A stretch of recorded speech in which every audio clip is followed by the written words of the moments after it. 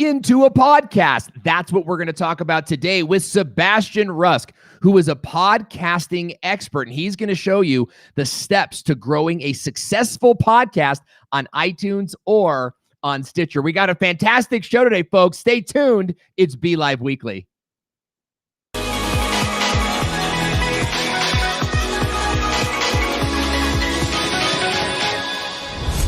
Hey, welcome back to BeeLive Weekly, where live streamers like you tune in for tips to grow your Facebook Live show. I'm your host, Owen Video, and you can give me 5. That's right. Type 5 into the comment section now or at any time during the show, and I'll send you my notes for today. Have you ever watched a live stream and it was really good, and you're like, man, I wish I would have taken better notes, or I wish I wasn't driving so I could record some of this stuff down? Don't worry about that. We have people that are typing up all the notes for you. We actually have 100 monkeys in a zoo. It's a well-organized zoo with typewriters, right? Because computers were too expensive. Typing up all the notes to the show, and we'll send them to you if you type 5 into the comment section now. But hey, first I got a question for you. Do you want to reach a wider and a bigger audience on Facebook or on YouTube? Because if you do, then you need to get BeeLive today. That's right. Discover the power of pro quality live streaming at the tips of your fingers. You can live stream on Facebook and on YouTube at the same time. You can bring in multiple guests. You can get real-time comments and chat with viewers with the BeeLive software. You can share your screens and play videos. Plus, with BeeLive, you're not downloading any heavy software that you have to update and now pay to keep updated. They manage the whole thing for you. Tons of different features, and you can get a free 14-day trial of BeeLive when you visit epiclivevideo.com. That's right. Go to epiclivevideo.com, and you can get a free 14-day trial. Now, what if you've already done the free trial? Okay, or what if you're like, oh, and I love this software. I'm on my free trial. It's going to end in a couple days and I want to get it. Well, I want to give you 30% off the software. That's right. If you want to invest in the BeeLive software today, then go to BeeLive.tv and check out with the promo code OwenVideo, and they'll give you 30% off your purchase of BeeLive Studio. Hey, we're excited to have you here today. I want to say what's up to all of my friends watching us on Facebook. I'm going to go say your names right now. As soon as I pull it up on my screen here, the man, EW, Ed Weinberg, one of our longest fans, by the way, is here. Vera Schweiger is here. Joe Hahn, it's good to see you guys. We are super pumped to have you here, and I hope that I can start a watch party today. It looks like I can do a watch party. So I'm going to start one in the Video Marketing Learning Center group and in the BeeLivers group, where we can invite more of our friends to join us on the show today. And we have a really good show today. Want to start with a huge announcement that BeeLive, that's right, our modest little team here at BeeLive has been nominated for the Streaming Media Readers' Choice Awards. And the crowd goes wild. That's phenomenal. And we want to thank you guys so much. Somebody out there nominated us, and even more of you have continued to vote for us. And so we want to encourage you to vote for BeeLive to win the Streaming Media Readers' Choice Awards. Just go to streamingmedia.com/readers-choice to vote today. If you look in the description box right now, you'll see a link. You can click on that link, take a few moments, go over there, register, cast a vote for BeeLive, and let's win this thing together as a family. Okay, we've got a great show today. Our guest is Sebastian Rusk, and he is a podcast launch specialist. So he actually specializes in launching podcasts. In fact, Sebastian has launched over 172 different podcast shows from major thought leaders in the business community. Sebastian is the founder of podcastlaunchlab.com, and it's a turnkey podcast launch solution for marketers and entrepreneurs that want to start a podcast. He's also my good friend. Sebastian, it is great to have you on the show today. Tell me, why does podcasting even matter today? Well, it's simply replacing radio as we know it, as we've known it for the past umpteen 50, 60, 70, however long radio's been around. Yeah. It's quickly on its way out. It has been for the past 10 years. By the way, thanks for having me. Yeah, it's good to have you here. We how far back do you and I go? Well, we got out of prison when we were right around, what, 18? It was, yeah, early our lives. And then we started a call center. You were selling windows, and I was. Yeah, I mean, the call center you worked at recruited me to come on board, and so we were selling mortgages together, or like kind of. I was doing more marketing for home improvement, but you were selling mortgage. That was like back in 2008. May have been my replacement. What year was that? That was 2005. 2005. Wow, yeah. I forgot there was a 2005. Me too. The good old days. Truly. Well, it's good to have you on the show. It's like the first time we've had you on the show because I work in the live stream in the video space and you work in the podcasting space, and you and I both know there's a ton of crossover there. So first, let's start like really, really high level and talk about why should live streamers be paying attention to the podcasting arena? It's another avenue. You've already created the content. Why not turn it into something that could support a podcast and tap into an audience that you're not currently reaching? It happens to me all the time. I'm giant on LinkedIn. I'm huge on YouTube, which is extremely true. They're doing a great job on all platforms except having a podcast. Well, I don't have time to do it. I think you do because you're creating the YouTube videos anyhow. You're already going live anyhow. So being able to repurpose that content into a podcast episode is a no-brainer. Good. That's good. So let's talk about that process. So what's the first step of that process? Let's just get it out of the way. So I did a live stream with BeeLive. I go live on Wednesdays or I go live on Fridays. By the way, for those of you watching in our audience today, if you have questions for Sebastian Rusk about starting a podcast or converting your live stream into a podcast, ask those questions in the comment section right now. What do I have to do to take my live stream and like, what's the first step in just getting that hard file? Because when I live stream, it's like on Facebook. So how do I get it off of Facebook and use it for other places? There's various platforms. Facebook has an option to download the video. You just got to actually go to the actual video page. You can download the video from Facebook, or there's all kinds of you just Google download a Facebook video and you can download it right from there. Once you've got the raw file, my recommendation, unless you're in love with editing, is to take that file and send it to an editor. Now, you could go in there and separate the audio and video if you'd like and send just the audio, but most people don't know how to do that. So don't waste your time. Pay the extra $5 or $10 an editor would charge you in order to split the audio from the video, and then take that audio and edit into a podcast episode. Edit meaning an intro is going to be added to it, an outro is going to be added to it, and then of course the actual episode. Now, live broadcasts don't always translate like a podcast, so it's good to listen to that replay of the live stream audio and realize what you want in there and what you don't want in there, and just making some simple notes and some timestamps. You can go in there and say, okay, I want this to start because I wasn't talking about the topic. I want this to start about 5 minutes in the intro, the episode, really, and 5 minutes in, and be able to customize it a little bit. And then edit an actual episode. Now, you can be lazy too and just send the entire thing to an editor and say, take the audio and turn it into a podcast episode. Here's my intro and my outro. Or you could, do it on your own. Maybe upload it to Anchor and do your own intro and outro. But there's various ways to repurpose this. I've always done that because, why not? I'm investing the time to go live. Why not just leverage what I'm going to talk about, making sure that I can maximize and repurposing into as many pieces of content as possible. Yeah, I'm a big believer in that as well, right? Especially if you go live. And my approach is definitely one of taking notes. Now, I'm not taking notes today, and here's why. Because I use a journal and I use a erasable pen. Do you use erasable pens? Not since the 3rd grade, no. No, an erasable pen. Okay, so look, if you guys aren't using erasable pens, they're epic, okay? But here's the thing. They don't write, though. Last I checked, they don't write. How dare you? How dare you on my show? Look, I love my erasable pens, but here's the thing. If it gets too hot outside, all the ink disappears. Because it's like heat-activated friction erases it. I know, it's ridiculous.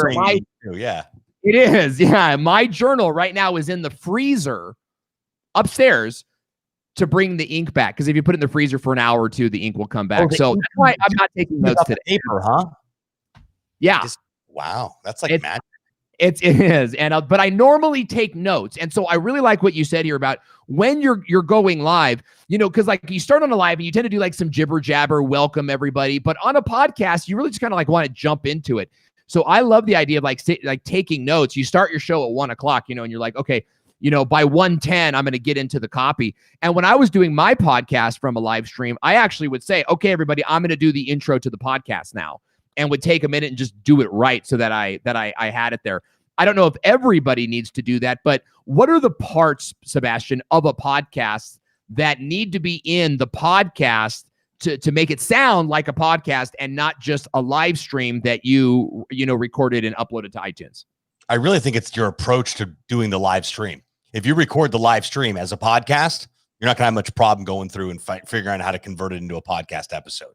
That's really good. So talk about that. What does that look like? Like it starts with an intro, then your introduction. Like walk us through sort of like what that process is. And if you guys are listening right now, take notes on this because process is everything. You treat it like a checklist. You do what's on the checklist and you go. So Sebastian, what are the things that we need to say in our live stream so that it converts well over to a podcast? Well, first and foremost, you need a piece of paper and you need a pen or a pencil if that's how you roll. And you need to create some form of show notes or run of show. That doesn't matter if it's a live stream or it's a podcast episode. No one's that good to remember everything that needs to be mentioned. Plus, you want some sort of guide to guide you through that process. Plus, you want to be able to take notes from anything you may get from your guests. Plus, you want to be able to take everything that you've put on that run of show and show notes after the episode's done and then convert it into some sort of show notes format to go in the description of your podcast and or video, live stream, etc. So first things first is to create your run of show for your live stream. Now, there's a lot of interacting that can be done with live streaming on here. I would make it aware to my audience. For example, what's happening, everybody?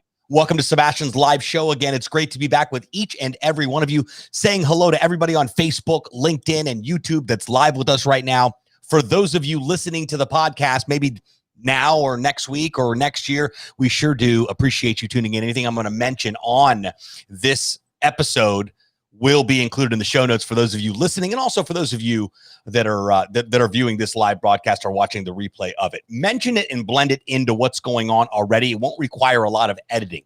Why? That's really good. Go ahead. Go ahead. No, you keep going.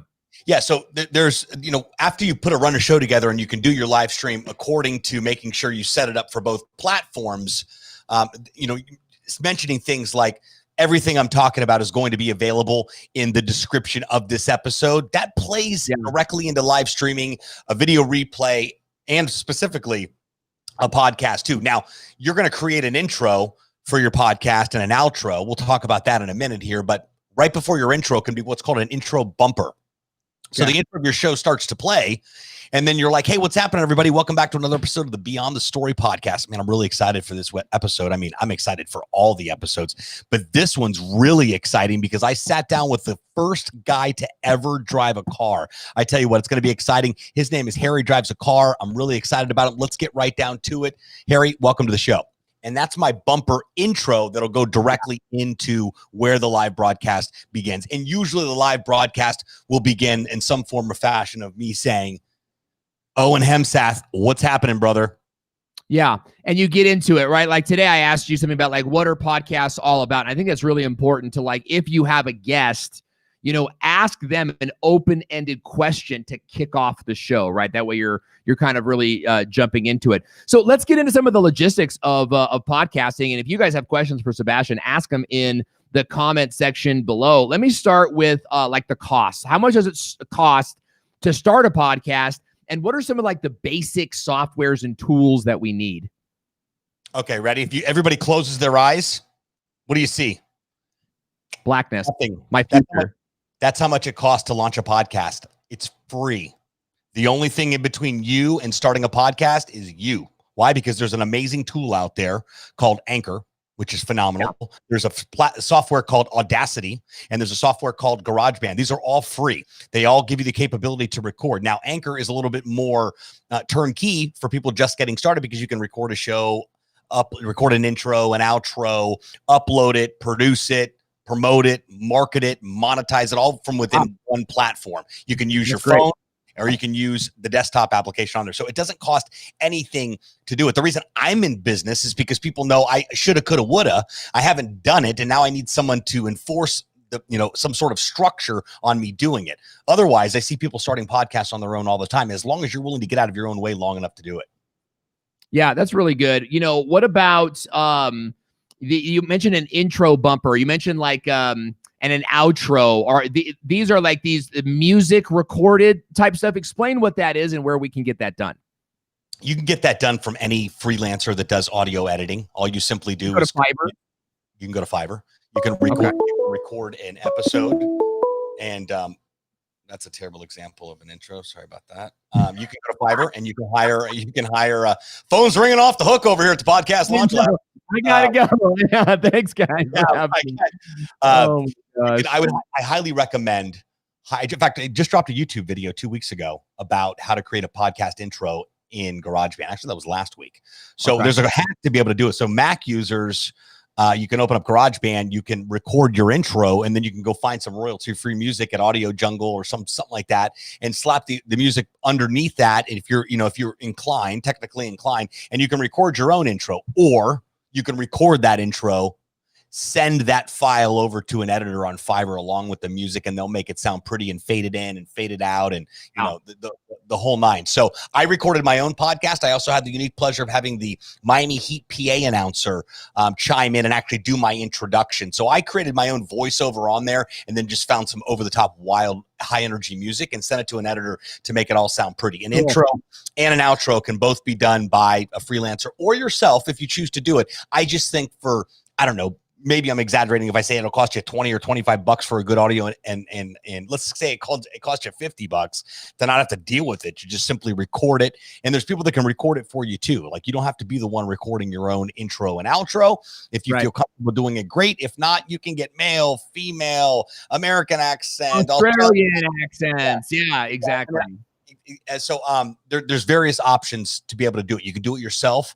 You can learn how to do it, or you can simply just figure out the shortcut, which is record something, write a script for something, find the music, and send it to an editor. So let me ask you about that, okay? Because I spent about $100 getting podcast intros, and I got 5 or 6 of them, and I got to pick which one I liked the best. So it's really affordable. But what would you say is sort of like the production barrier on podcasting, right? Should we work on just publishing, or is there a certain amount of polish that needs to be on a podcast, in your professional opinion? No, done is better than perfect when it comes to podcasting. You should be focused on one thing and one thing only: interviewing people and recording new episodes. Okay, so why? Okay, let's talk about that. Why interviews instead of just rants and talking? Why interviews? And let's take it from there, because I want to ask you more about like how to get people to interview, but why are interviews so powerful? Well, interviews allow you to have a conversation about something. Very rarely, unless you are really on your toes and you've got a lot of very interesting things to talk about. Most of us are not Rush Limbaugh. So you don't have an opportunity to sit there and talk and talk and talk and still fill space that entertains people and provides a tremendous amount of value. So number one. Number two, having an interview allows you to not make it about you, make it about somebody else, which will be attractive to your audience, because while it's not just Sebastian talking on his podcast again, he's got somebody on to talk about the A, B's, and C's of sales 101. Yeah, that makes a lot of sense. What about getting your podcast guests to share, right? Because there's this idea that hopefully they would share it, right? Why do you got to poke the bear? What do you mean? I just got done having this conversation. I just had my mastermind training with my students right before I hopped on this call, and I was talking about how to interview someone, and that was the topic of the training. And I didn't include this in the training, but I still went off on a rant because it's extremely important, because I live through it on a daily basis. And that is, when you're identifying someone to interview on your podcast, make sure that they are equally interested in being on your podcast as much as you would like them on the podcast. Because there's one word that everyone likes to use and overuse and then not follow through. It's yes, sure, I'll do it. So it goes a little something like this. Hey, Owen, I can't wait to have you on the show. Thanks again for making time on your schedule to make this happen. My only request is that number one, you look amazing like you always do when we have the interview. And my second request is that you'll share it with your empire. Is that cool? Are you willing to share it with your network and tell people about it? I mean, it only benefits you, right? It's talking about you. Yeah, not a problem. Not a problem. Owen, are you telling the truth? You're willing to share it? You're willing to share it because, listen, it happens a lot and then it doesn't get shared. And then it's kind of like, once that ship has sailed, that ship has sailed. It's not, you're not going back and be like, hey, Owen, remember that one time you never shared the episode? And I just think that, you're a terrible person if you don't share it. Yeah, it's a hard thing to do. Because I'll tell you, I overcomplicate it. I do a lot of podcast interviews and I'm that guy. It's like, yeah, I'll share it. Yeah, I'll share it. In my mind, I'm like, okay, I need to get it loaded up into my Twitter account and then, write the perfect copy, and I overcomplicate it and I don't do it. How do you send them links? Do you send them posting copy? Like, how do you encourage them to share beyond just asking them? And by the way, asking them was great. I hope you guys are taking notes. And if you're not taking notes, type 5 in the comment section and we'll send you the notes for today. So again, Sebastian, I'll ask, how do you set them up to share it? Do you share them, give them the link? Do you give them posting copy? What do you do? Give them as many resources are available. I usually have some sort of image to promote the podcast episode. I have a direct link to the episode. I've got the verbiage. I'm like, here's what I said on Twitter, on LinkedIn, on Facebook. We're looking to interview people on this show that keep their word. Is that you, Owen? Yeah. Good. So that's the kind of things that people are kind of, of course. Hey, listen, of course. Everybody's sharing and they don't end up sharing it. So, I don't know who's on first, Okay, so walk us through sort of like a worst case scenario for you with the podcast that just went sour. Like, what were some of the big mistakes that were made? What were some of the things that happened? Whether it was sharing or they didn't show up or they were unprepared or maybe that's another one. That's another one. Tell me about it. The no-shows. Okay, so first of all, who are these people? Okay, I mean, mind-boggling to me. Now, however, this happened to me a couple weeks ago, and I was spitting nails. Let me tell you something. I thought, who in the world says, okay, sure, I'll do it, books a time, and then no-shows? After some further investigation, the individual had reached out and said, double booked, calendar nightmare, my fault, my apologies. What can I do to make this right? If that happens, then that's one scenario. So you want to make sure that you are screening people out and doing pre-interviews and having conversations with people and getting all these things lined out as far as objectives of roles and responsibilities and what we're committing to on the episode. Because the episode is all about you, Mr. Guest or Mrs. Guest. It's all about you. So I want to make sure as many eyeballs and earballs hear this as possible. So that's the reason I make sure that we clarify, are you good with sharing everything? I'm going to make it so easy for you that all you have to do is, ready for it, copy and paste. It's a technique that's been around for like 25 years and it works unbelievable. Because let me tell you how long it takes to share the episode. About 22 nanoseconds. You told me that this week. In fact, I'm gonna confess something right here. Sebastian, he says, hey, I've got this great project coming out with Miss Shay Rowbottom, who's LinkedIn influencer. I want you to share it. And I'm over here I'm like, yeah, dude. I'm like, yeah, I'll share it. Yeah, fine. I go back to my thing. 2 days later, he writes me and he's like, it takes exactly 22 nanoseconds to share. You said you would and you haven't done it. And what did I do? I shared it right then and there. I even did a watch party for you because it was worth it. It was worth the good content. So I think it pays to follow up and to kind of set the expectation of what you're going to do.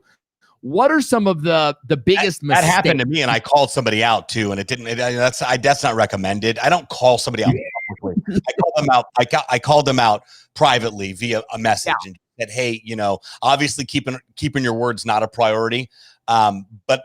Last time I checked that you were like, I will 100% share this, and you share everything else that you're doing except for our episode. Why is that, John Doe? Yeah. Why is that? And very frustrating. Mouthful of marbles, Right. And that's why I think it's good to set the expectation up front. In fact, we have a script in our ROS that is a script you can send to your guest that says, it's literally an email template. You send it to him and it says, hey, if you want this, that, or the other thing. In fact, if you guys want that template, go ahead and type email in the comment section. So when we book a guest, we go through, hey, thanks so much for being a guest on our show. here's what we're expecting. Number one, show up on time. Number two, we'd love for you to share the show. And it's all worded very nicely, of course. Like, we're buddies. We're kind of going back and forth and being colloquial. But it's always polite. It's always on the up and up. Let's talk about, I want to talk about some of the biggest mistakes that brand new podcasters are making. Help our audience, or to avoid some of the biggest pitfalls. So what are the biggest mistakes that podcasters make? Being a perfectionist and getting in your own way. Getting in your own way prevents you from recording. Being a perfectionist prevents you from finding that perfect episode. But I'm going to let everybody in on a little secret right now. And if you're not listening to anything else that we're doing in this training, I want you to listen to this right now. Okay. You're never, ever going to record a perfect podcast episode. Never. It's never going to happen. Not even a perfect video. I mean, maybe after 1,000 takes, but how many takes are in between, okay and crazy? And I quit, not a lot. Yeah. Yeah. I've been there a million times with my own videos, right? It's like, oh, that's not good enough for Owen video. And you get stuck. And by the end of the day, 3 hours on one video, that's not a good use of your time. Now, what about the podcasters, the new people that excel? What do they do tremendously well that causes them to really, launch ahead with momentum? Well, we haven't talked about this yet, but the first thing you do when you decide you want to start a podcast is you get real explicitly clear about your why of starting a podcast. What do you want to start a podcast for? Just because Billy and Sam are doing it? No. You want to do it because you have a tremendous amount of value to share with a community. You have a story to tell. You have something that you've been through and experienced and overcame, that if you talk about it and share that story and interview other people, like-minded individuals like yourself, you can in fact change people's life and leave them in a better place they were before encountering your podcast. If you get real clear on that why creates momentum. Once you've got momentum, then you're able to really step into who you are as a podcast host and as far as the content that you want to be able to create as a podcaster. So getting really, really clear about your why and then getting out of your way and committing to it.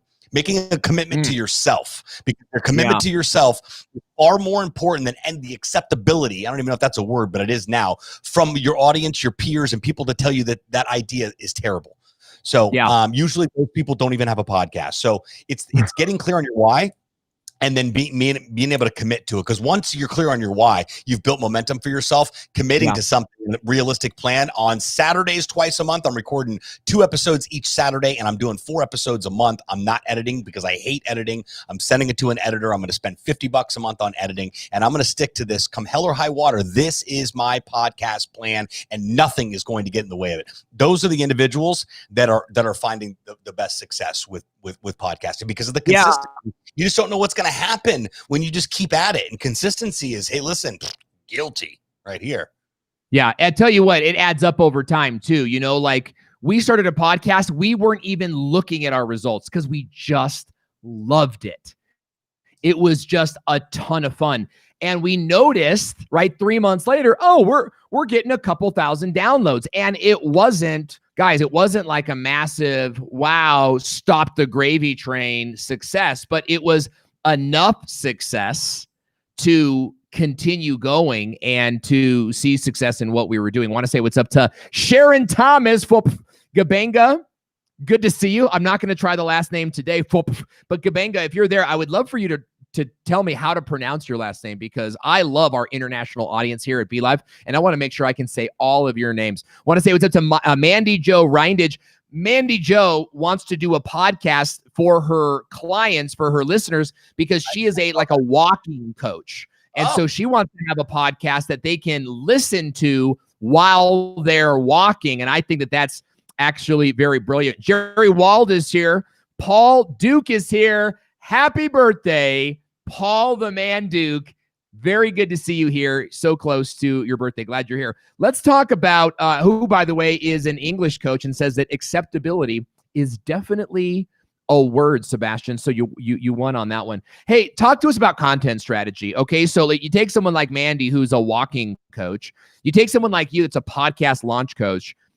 How do you develop what your episodes are going to be about, right? What I would call your programming strategy or your content strategy.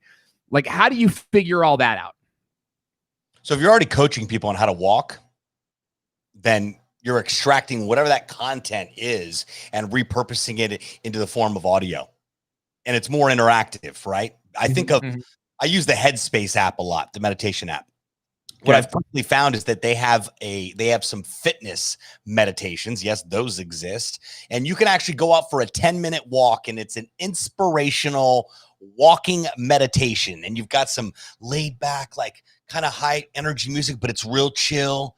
And you've got a trainer going, what's happening, everybody? My name's Jasmine, and welcome to the 10-minute meditation walk. This is meditation for your mind and your body. Let's get walking. Let's get that blood pumping. Let's get those arms swinging. We got one foot in front of the other. We're going to, and they, stop us some stretches. And it's a really cool, it's like one of my favorite things to do on the beach and walk as the sun rises, throw that 10-minute on. So figuring out how do you communicate with your audience right now? What content are you sharing with your students, your clients, your community right now that you can chop up into bite-sized content and turn it into podcast episodes? I would think that those episodes would probably run anywhere from 10 to 30 minutes long, probably not the entire walk that someone's doing, but figure out what you're teaching people already and find out, ask them, listen, I taught you this, and this, and I'm launching a podcast that's going to do this. I want to motivate you while you're implementing what I've been teaching you here. So what kind of things would you like to hear in an audible fashion that I can help you with while you're actually out there walking? Now that brings up a great point. How long should the podcast be? I've seen 15-minute, 30-minute, 1 hour. Joe Rogan's podcast, I think, is 17 hours. It's 17 hours every day. No, but he's like 2.5, 3 hours. Like his show is over when it's over. How long should our podcast be? 30 minutes. You're not Joe Rogan, and chances are you're probably going to be. I hate to. How dare you? What does that mean? Tell me what that means, though. So, Joe Rogan's #1 podcast in the world. Guy just got stroked a check for $100 million from Spotify to go exclusive and leave 9 million followers on YouTube and every other podcast platform. The guy is the biggest, baddest podcaster to date, right? So he can have a podcast all day, and there's a bunch of freaks out there that listen to it all day long. It takes me 3 days to listen to one episode, but those 3 days are awesome whenever they are. They're the best 3 days of the week, yeah. They are. And then think about, he had Mike Tyson on. I'm telling you right now, if you haven't listened to Rogan, I mean, that is the best episode ever, him and Tyson. I have to hear that one. I've got a couple in my deck right now, like waiting to listen to. Awesome. So we'll think about when we pull up a podcast. How does it make you feel when you pull up the podcast and it's how I built this, NPR, and you got a 30-minute episode on how WeWork was built? You're like, yeah. Duh. I can listen to this on the way to the gym, at the gym, on the way back from the gym, on my lunch break, while I'm going to sleep, while I'm waking up, and kind of just perpetually go. And it's going to take me 30 minutes total to get through the whole idea. When you find in my opinion, when you find a podcast episode or you explore a podcast episode that you want to listen to, and it's 30 or 20 or 10 or 15 minutes long, I get a little excited about it because I was like, I got that time. I mean, we got as much time as we want to dedicate to it, but as far as like digestible content, I think it's fair to say we teach here at the Podcast Launch Lab that an interview should not be any longer than 45 minutes. And if it's just you talking, then it should not be any longer than 15 minutes, regardless. Okay, that's really interesting. That's really interesting. Now, an interview show, you say, could go longer. Yeah, an interview could go up to I would say 45 minutes or an hour max, but that's a long episode. And again, none of us are Rogan. Yeah, it is. And I think what, just again, to really impact, like punctuate what Sebastian's saying is that you don't have the following of Joe Rogan, right? You don't have the interview skills of Joe Rogan yet. So keep it short so that your audience wants more, right? As opposed to making it long and having them X out and be like, man, this is like really taking forever. And that's exactly Mandy's question. Mandy says, my walkers could be going for 13.1 miles. I mean, is it 1% of your walkers? How many people got 13 miles a day? Yeah, that sounds like a lot, but she's asking, should it be multiple podcast episodes or one long one? And I think, Sebastian, what you're saying is multiple would be better, multiple smaller podcasts. Right. Yeah, you get lots. That's really good. It's like, wait, remember that 2 hour one that we got done on the 13.1? Yeah, but I forgot if I was 30 minutes or 45 minutes or hour 4. That's a 2 hour deal right there, right? At 10 miles an hour, you know what I mean? Like come on. So look, it would be a 13.1 series. Okay. So on my podcast, I released it. Episodes 5 through 7 are the 13.1 series. Okay, so if you want to know where it's at, I did a series about 6 months ago. Go back, episodes 13, 14, 15, and 16. Got you covered for your 13.1.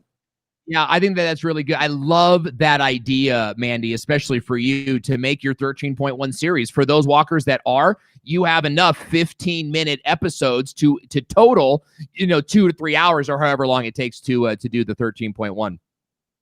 Yeah, and you should buy the rights to the song. And I would walk 500. I'm just kidding about that. That'll be expensive. We just got copyrighted on YouTube. Yeah. Benga's asking a question. Benga is saying, is audio or a video podcast better? Great question for Sebastian Rusk. Well, we're living in this Zoom era right now with, the Rona, and being able to record a Zoom, 99.9% of podcast episodes are recorded on Zoom anyway. Zoom's got a feature for video anyway. Everyone's got a ring light and a webcam, or at least should these days. So my thought process is, why not? Because Zoom's going to give you both of those archives. But what are you going to do with that video? We're going to upload it to YouTube and cross our fingers and hope for the best. So I talk people out of a video podcast all the time, unless they're willing to actually become a YouTuber, right? Actually put in the work, put the investment in, and not spin their wheels on YouTube. That works out great. So for example, I can record my video podcast and I've got a great topic, and this happens a lot. And I do it on the Podcast Launch Live YouTube channel. If it's a larger guest with a larger following, I'm going to go live on YouTube. So I'm going to do live interview on the Podcast Launch Live YouTube channel. And then it just lives there. If something happens from it, really cool. I don't care, but because the majority of my efforts are put in with actually creating content just for that channel. Yeah. Yeah, I think that's really important, right? Focus on the platform you're going to upload to. And we're all live streamers here. So if you're live streaming to YouTube or to Facebook or both, let that content live there. Strip out the audio, right? Download the file. And then, I would say upload that audio to Libsyn. In fact, let's talk about that. Let's talk about the technical side. So we've got a file here. It's an MP3 file. So it's an audio file. Where do I put it so that it can go to Apple users, that it can go to Android users, God forbid? What's that process look like? So everyone's a live streamer here. So let's do a little hypothetical scenario real quick. Let's just pretend that you recorded a live stream this morning, and you've got this week's episode, how to underwater basket weave. And you're like, great, just recorded this week's episode, but I really want to start a podcast. My goodness, I tuned into Be.Live. I heard that guy Sebastian talking about podcasting with Owen. Gosh, I could totally do this. I have this underwater basket weaving episode ready to go. You know what? I'm going to go sign up for Anchor. I've heard a lot about Anchor, and it's free. I'm going to figure out how to get the audio off of that video. I can easily do that with a software, or if I know somebody that can actually get it done for me. I'm going to upload that audio file to Anchor as soon as I open up my account. And then I'm going to go in there and I'm going to create an intro, and I'm going to create an outro, and I'm going to put that episode together, and I'm going to post it on Anchor as my first episode. That's actually creating a podcast, because what happens then is now you've actually got a podcast episode, a show name, a show created, a podcast episode, an episode recorded, uploaded, and on Anchor, which means your podcast is now hosted. It eliminates a Libsyn, and it eliminates a Buzzsprout. You've already got a podcast host, and it's not costing you anything. Anchor will then walk you through the process of what's called podcast distribution. Every podcast has a podcast hosting account. That's where your podcast episodes live. Part of your podcast hosting account is an RSS feed, a really simple syndication URL that they'll give you, and you'll then go to the Apple Podcast Store, the Google Podcast Store, Stitcher Radio, Deezer, iHeartRadio, and the rest of the platforms that are out there. Anchor will do Spotify automatically for you, and then you can go to the Apple Connect store, and all you need to do is go in there and click Add Show, paste your RSS feed in there, and submit your show. Once you've been able to do that, so it's all pretty. Yes. So it's all pretty easy. You don't need to be a technical whiz. You don't need to hire someone to do this, because I see this a lot. I need to hire someone to upload my podcast for me. I really don't think is that necessary? No, Diva. Yeah, it really is. it's like this, oh, I'm too busy. I get calls like that all the time, and I turn them down for my program. I turn them down for our 90-day podcast launch program because I just want somebody to handle it all. I'm the star of the show. Just take it and go do it all, and just why don't I just grow the show for you? Heck, why don't I just host the show for you? How's that sound? Yeah, that's a really great point. You know, like there's a certain element of the work that you need to do.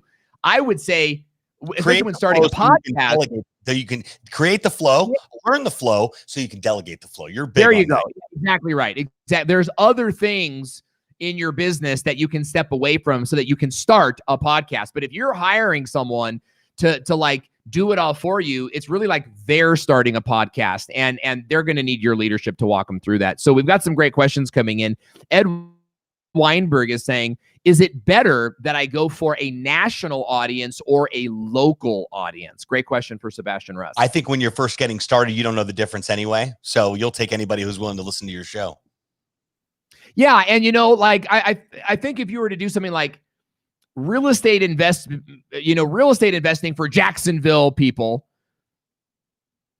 you know, versus real estate investing for everybody, like what's the difference in that? It seems like Jacksonville, the local, is maybe like a mini series that you would do, but largely you want this bigger audience. I think also too, you know, you've got a lot of people. Jacksonville, it's going to work with Carlsbad, you know? Yeah, exactly. I think that's so it's like start wider, and if you see your audience niching down, Ed, I think that's a better way to go. And in fact, your topic, I wouldn't even think of it national and local, but more like subject matter. Like anybody listening to you on Jacksonville investing is probably going to be interested in very similar strategies and mindset, whether it's Carlsbad or Albuquerque or wherever else they might be. So great question there. Lisa Siegel's asking a question, and I'm passionate about this question. So I want to turn it over to you, Sebastian, to say it, because otherwise I'll rant on it. But she says she's live streaming on Facebook. And she says, I just don't think that my Facebook audience will go find me on a podcast. So I'm not sure if I should start a podcast. What would you say to her? Where'd you get that crystal ball? Yeah. Because if you got that figured out, I need you to play my lotto numbers on Saturday night, because nobody's got the answer to that question. I just don't think they would. How do you know that they're not already listening to podcasts? So, I mean, I think this goes back to the old adage of staying open to what's possible, which is anything, only 100% of the time on being okay. Let me invite you to consider this. What if your Facebook audience, your Facebook Live, is more interested in a podcast than they are your Facebook Live? Why? Because I don't have to sit here and the whole time I can put it on and ease of use and I start it and stop it. Guess what? We think it's awesome, but you know, it was funny. My buddy said to his wife the other day, "Oh my gosh, babe, this is going to be so freaking hilarious." She looks at him and she goes, to you or to everybody? Yeah. Oh, that's the truth, dude. That's the truth. And you know, here's the thing, Lisa, like I would think that starting a podcast is to expand your audience, right? Like you're looking to people that are already listening to your competitors' podcasts, right? You're going to go, there's already audience there. You know, and you're trying to just get your market. What kind of lives is Lisa doing? What kind of Facebook lives is she doing, or live streaming? Great question, Lisa. Did you write it down in there? Tell us what you do, Lisa, in the comment section. In fact, I would love to hear what all of you do. Jacqueline, Mandy, just Samson. Oh, that's good. Logging in. Speaking of Jacqueline, she said that Anchor allows you to separate the audio and video when you upload it. So, bam, you don't even have to figure it out and go out again. So when you do a video podcast or an audio podcast, you have to upload two separate files. I believe so. That may be a new feature. That may be a new feature. I think a lot of people would wonder, like, if I just upload a video and then it will play audio on iTunes, but elsewhere it will play a video. It doesn't seem to me like I haven't seen that yet, except for Rogan on Spotify, which you pull up Rogan, the Joe Rogan Experience, you're getting video and audio whether you like it or not. You can listen.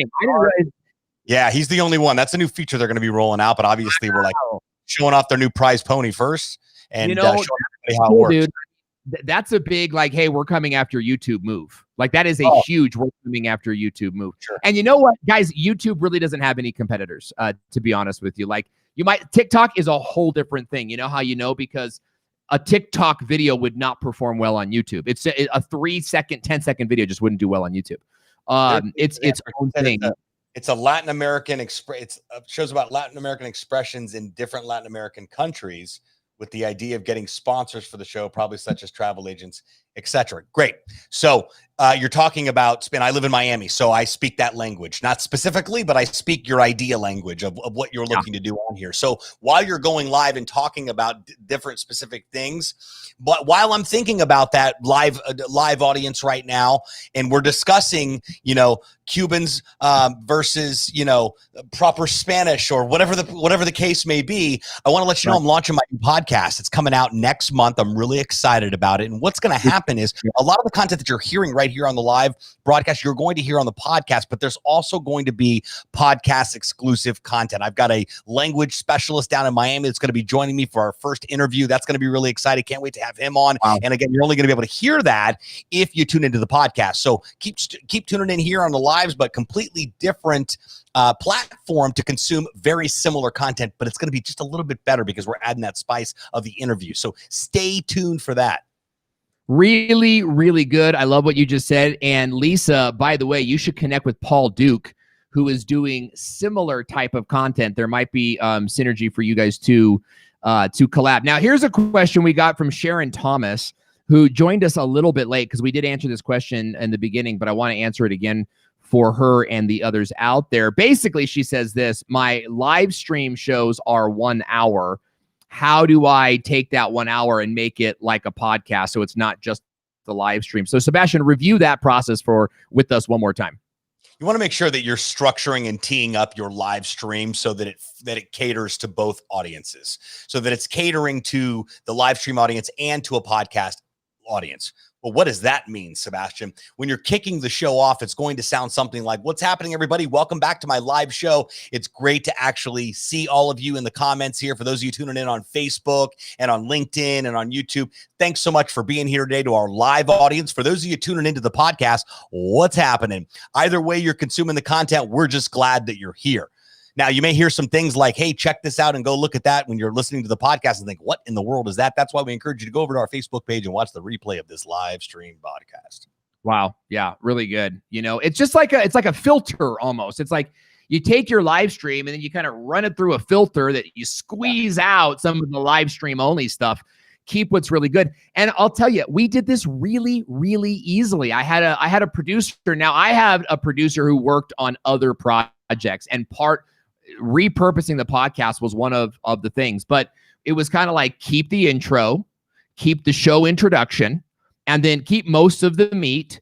Anytime it got like too random, like just kind of cut that stuff out. And we had a great podcast for a year. We did that. And I'll tell you this, we stopped that podcast as a matter of focus. And it was one of very few business moves I regret. Was stopping that podcast. We should have kept going with it. That was so dumb. We learned a lot from it. Now, Banga is asking us another great question. You mentioned a all-in-one push button service. Talk to us a little bit about Podcast Launch Lab and what you guys do there. So I created this solution about 4 years ago because I had a friend challenge me to create. I've always had a podcast. I've had podcasts for the past 10 years, and I stopped it 3 times. It was always my podcasting journey story. In late 2016, I found just a gaping hole in the market in between people that understand what a podcast actually is and people that go, I know what a podcast is. I listen to them and I know I want to start one. I just have no idea where to start. So I don't know if people thought a podcast was just the content I was putting out and videos, etc., live coverages, events, speaking opportunities, whatever it might be. But I took that wave and rode it and said, I'm going to create I don't want to create just another course. That's what the internet needs, right? Another course, because yeah, totally. I like to see people go to the finish line. And if you just buy the course and I never talk to you, then I never get to see you cross the finish line. There's a tremendous amount of joy I find with being able to see people cross the finish line. So I created the Podcast Launch Lab in late 2016 as a done with you podcast launch solution that takes you from idea to iTunes in 90 days or less. I spent 18 months in beta figuring out who my ideal client was and quickly realized that it's somebody just like me, a marketer and an entrepreneur. A subcategory that would be author, speaker, coach, someone of authority that knows that their natural next step is to start a podcast. So in 90 days, I coach them one-on-one. and also put them through a done with you solution with their first 5 to 7 episodes. We create the intro, we write the scripts, we help you plan out your first 5 episodes. We show you what show notes are, how to get them hosted, how to get them iTunes, and give you everything you need, soup to nuts, to take you from I know I should start a podcast to I started a podcast. And we do that all here at the podcastlaunchlab.com. That's amazing. And I have seen you just recently launched a podcast with Shay Rowbottom, who is LinkedIn's like #1 video influencer. And if video influencers like Shay and like myself are starting podcasts, it's something that you guys should all be thinking about. Shilpa Lewis is asking a great question here. She says, I want to do a guided meditation podcast. Can you confirm for her that that's a decent idea, Sebastian? What do you think? Yeah, my friend Marissa does that. She's in Vermont. I met her at Podfest earlier this year. And super cool girl. When I first met her, I'm like, and she just had this great energy to her. And I said, what do you do? And she said, I'm a voice actor for meditation apps. And I was like, whoa, that, like, tell me a story. Like, here, I got the phone book. Can you read it to me?